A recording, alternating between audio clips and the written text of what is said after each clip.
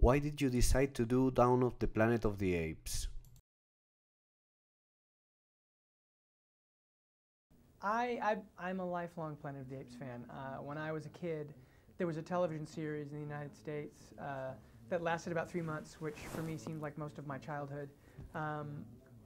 And it introduced me to all of the characters and to the original films, and I desperately kind of wanted to be an ape. I mean, I was so that John Chambers did the makeup, and I thought it was extraordinary. So it really began a lifelong obsession sort of with the series. And then when I saw Rise, I was really affected by the emotionality of the story, that they re-entered the universe of Planet of the Apes through the point of view of the apes themselves. I thought that was amazing, and so I was really excited when they approached me about getting involved. How did you deal with that amount of visual effects? About it is that I came into the project very late, and so the story that the studio was planning on doing, I didn't want to do. So I didn't think I'd be doing the project. And then they said, well, wait, what would you want to do? And I said, well, their story wasn't really Caesar focused. It didn't focus on the apes. And I wanted to start not in the post-apocalyptic city the way their story did. I wanted to start in the ape civilization and have like a 20-minute section with just the apes, kind of like the beginning of 2001, instead of the dawn of man, to do Dawn of Intelligent Apes. And to my shock, the studio said, okay.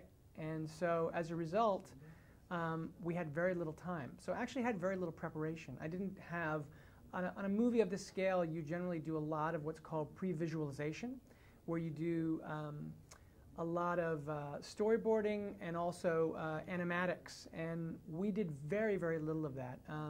We did some, but I made up a lot of it on the set. So it was unusual because the process by which I filmed it was very much like all of the smaller movies that I had done up to this point. And I was really shocked that that could happen, but performance capture actually makes that possible, because the technology is really just a device that records the movement of the face, the movement of the body, so that the animators can then translate that onto the anatomy of an ape.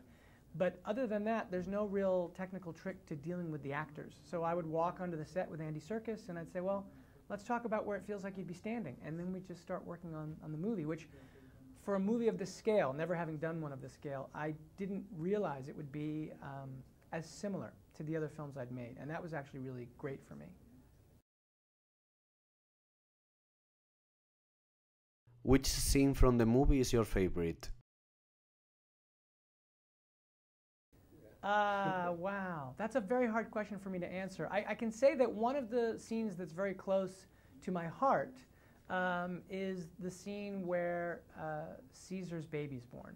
Because what I wanted to do was I wanted to create an opening that got you immersed in the sort of inner lives of these apes, where there was very, very little to no dialogue, and where by the time that I wanted it to start off frightening, like 2001. You see them in this kind of elemental primal state, and then as you spent more time with them, you would start to see their inner lives and the emotion and the idea of coming home from that hunt, and then seeing his wife give birth. It felt like a very intimate moment, and the intimacy of the film was almost the most important thing to me. I mean, obviously the movie's about spectacle, and there's all kinds of sort of grand battle scenes and that kind of stuff, but the emotion of it was the thing that was most important to me. And interestingly, when I came in to meet with the studio, I rewatched Rise, and in the interim between the first and second time that I'd seen the movie, I had a son.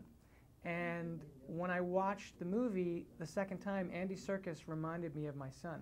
It was this thing where I saw in my son's eyes all of his comprehension of what was going on around him, but he couldn't yet quite speak. He was saying like a couple words. And you could see all of these emotions and all this understanding, but his struggle to speak. And I saw that that's what Andy was doing as Caesar. So it had a very personal resonance for me. So I wanted the movie to very much be about fathers and sons. And so for him to have a son at the beginning of the movie, another son, a baby, I guess was a very personal thing for me. So I don't know if it's my favorite scene, but it's one of the scenes that's the closest to my heart. What influences did you have in the shooting of this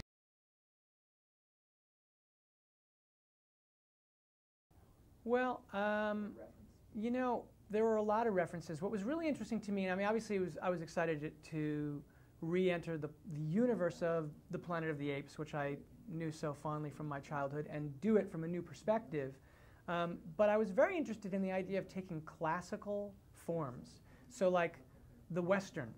Like one of my favorite movies is Unforgiven, and I love John Ford movies, The Searchers. There's actually literally like visual references to The Searchers. But what I thought would be interesting would be to take something that was completely fantastical, which is obviously the intelligent apes, but do the story in a very traditional, classical, mythic, archetypical way. And so the story is really a story of two families, a human family and an ape family, almost as if there are two tribes, or you know, in an American film, Western would be like the cowboys and Indians, and there would be this question about whether or not they could find a way to coexist.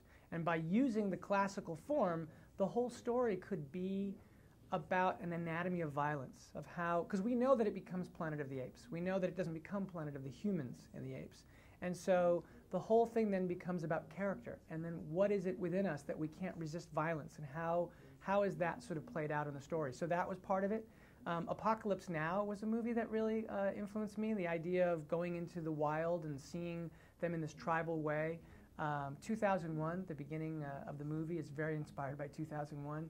So there are a lot of different, Saving Private Ryan, like we do a thing where they go into the battle, and the battle is unlike Rise, where you're so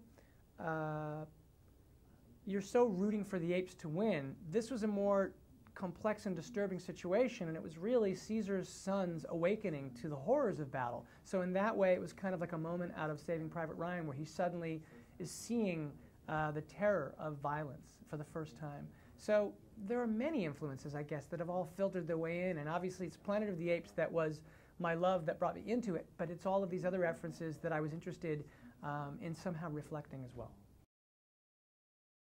Where are you planning to take the next Apes movie? I'm supposed to direct the next movie. You know, what happened was when I showed the very early cut to the studio, and what's so interesting is when you're editing this movie, because of the performance capture, the effects take so long to accomplish that you actually have a version of the movie for a very long time. You're editing for about a year. And for the first 6 months at least, you have virtually no shots of apes. So it's shots of Andy Serkis and Toby Kebbell, the other ape performers, all wearing like this helmet that has a camera here and dots on their faces and gray body unitards with dots all over them. And I showed a version of the movie to the studio in that form.